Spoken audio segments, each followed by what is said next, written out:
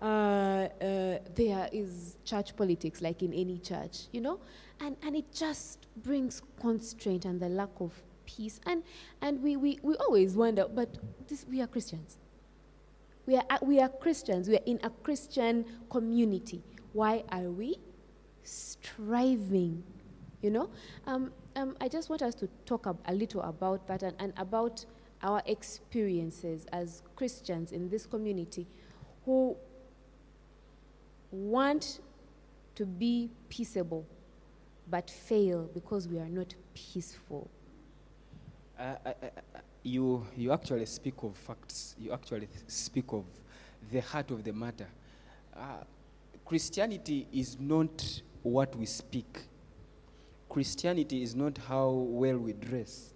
Christianity is not how well we know the theology of the Bible and how best we can explain the doctrines. Christianity is how practical we share with others the truth that we know.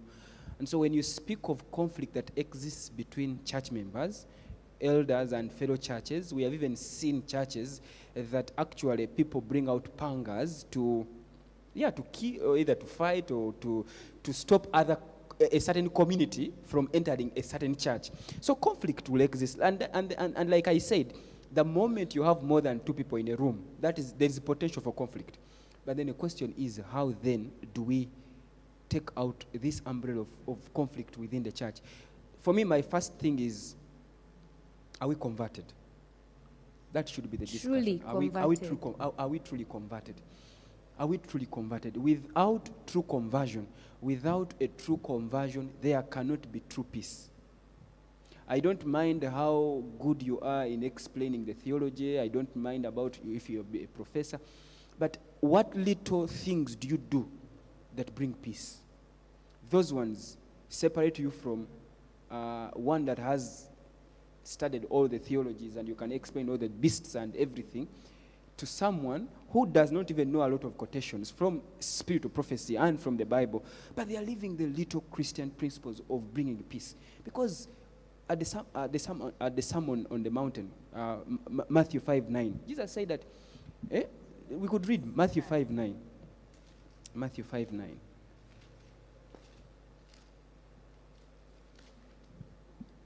It reads, "Blessed are the peacemakers, for they shall be called the children of God." So the children of God are not the ones that know a lot of theology. They are not the ones that know a lot of doctrines. They know the church policies. They are the ones that are peacemakers. So question to me, the true test of a Christian and the child of God is he who makes peace. Thank you. Now, there is this other part. You see, we've said that conflict is part of life. And we need to be peaceful internally in order for us to be peaceable. And that this brings us to the question of resolving conflict in a bid to pursue peace. Have there been situations in your life, Tutu, where you've tried to pursue peace by trying to resolve conflict and still lost the relationship,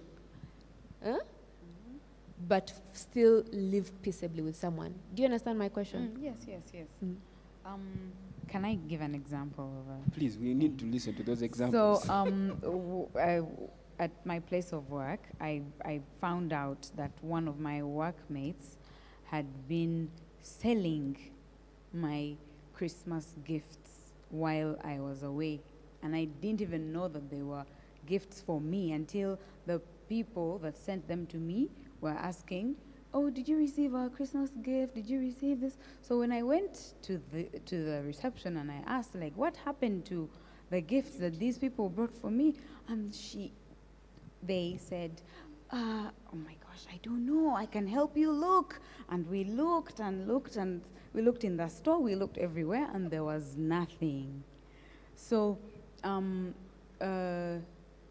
fast forward to maybe 3 months later, one of my other workmates told me, "Oh, yeah, we bought some of these things from so and so. She sold them to us."